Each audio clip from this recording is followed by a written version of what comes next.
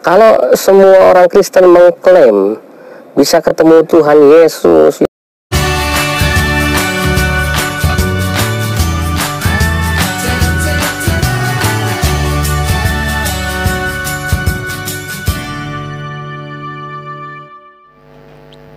berjumpa kembali dengan saya. So thanks banget yang selalu menunggu video terbaru dari channel ini. Kalian luar biasa, semoga kalian diberkati dan selalu dalam penyertaan Tuhan kita Yesus Kristus. Ada suatu pertanyaan dari saudara kami dari seberang. Pertanyaan ini sangat gampang untuk dijawab menurut saya, namun sangat sulit bagi saudara-saudara kita yang muslim untuk menerimanya. So langsung saja, ini adalah sebuah video dari seorang ustadz yang ingin bertanya sekalian belajar tentang kekristenan, guys.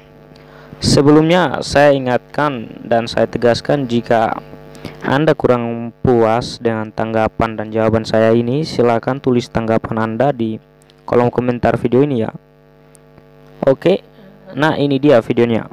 orang Islam ya, baik itu perempuan, itu laki-laki, banyak kejadian yang kemudian murtad dari Islam, masuk Kristen, dibaptis, kemudian ketika memberikan kesaksian ya, testimoni di gereja, kenapa Anda masuk Kristen ya, dia cerita bahwa saya mimpi didatangi oleh Tuhan Yesus ya. Ada lagi yang bahkan lebih hebat lagi, bukan cuma dalam mimpi, tapi langsung berjumpa secara fisik ya. Jadi berjumpa langsung secara fisik gitu ya. Karena sekarang lagi physical distancing ya. Nah, ikhwafillah, tentu ini perlu kita bahas bersama agar tidak lagi ada umat Islam yang tersesat ya. Kenapa? Karena ini menjadi penting dalam akidah Islam kita. Baik, kita akan melihat dari dua sisi. Yang pertama dari sisi Kristen maupun dari sisi Islam ya. Nah, baik dari sisi Kristen sendiri, bermimpi ketemu Yesus atau berjumpa Yesus secara langsung memang sudah menjadi tradisi di kalangan gereja ya, dan orang-orang gereja, dan ini suatu kebanggaan ya. Untuk Bapak ketahui, itulah bukan tradisi menurut saya ya. Kenapa? Karena tidak semua umat Kristen dapat bermimpi atau berjumpa secara langsung dengan Tuhan Yesus. Ada sebagian orang Kristen saja yang dapat mengalami hal-hal seperti ini di kalangan Kristen sendiri. Itu menurut saya. Yang paling banyak mengalami perjumpaan dengan Tuhan Yesus yaitu orang-orang yang bukan Kristen. Justru yang paling banyak mengalami hal-hal seperti ini ialah saudara-saudara yang muslim. Kenapa harus muslim?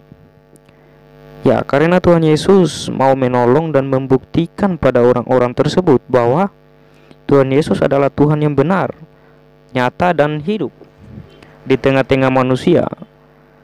So, jadi ini bukan tradisi, guys. Umat Kristen menurut saya ini bukan tradisi, dan semuanya tidak benar yang dikatakan Bapak ini. Dan jika Anda berbeda pendapat dengan saya, silakan tuliskan argumen Anda di kolom komentar. Ya. Bahkan mohon maaf, banyak pendeta-pendeta besar di Indonesia ini yang dalam testimoninya, dalam kesaksiannya, dia mengklaim bahwa saya ketemu Yesus secara langsung ya. Bukan lagi mimpi ya. Mungkin kalau saya sebut nama, ada pendeta Yesaya Pariaji, Pauzang ya, bahkan sekelas Gilbert Lumendang juga sama ya. Jadi dia mengaku bahwa dia bertemu secara fisik dengan yang namanya Tuhan Yesus, bukan mimpi lagi ya. Ya mungkin yang baru imannya cuma cetek ya, jemaat biasa, ketemunya lewat mimpi mungkin gitu ya, mungkin ya. Tapi kalau kelasnya pendeta, gengsi dong, cuma mimpi gitu ya, maka dia harus ketemu sama Yesus itu. Bahkan ada lagi yang lebih ya, apa ya, kalau saya bilang lebih gila, kasar ya, lebih fantastis lah ya gitu ya.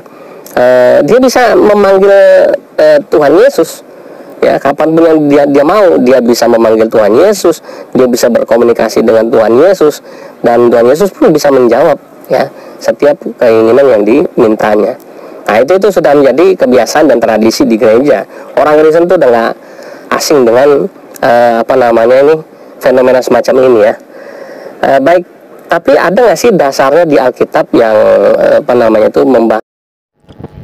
Halo Pak, saya kan tadi sudah tegaskan di awal video ini bahwa tidak semua orang Kristen dapat berjumpa dengan Tuhan Yesus.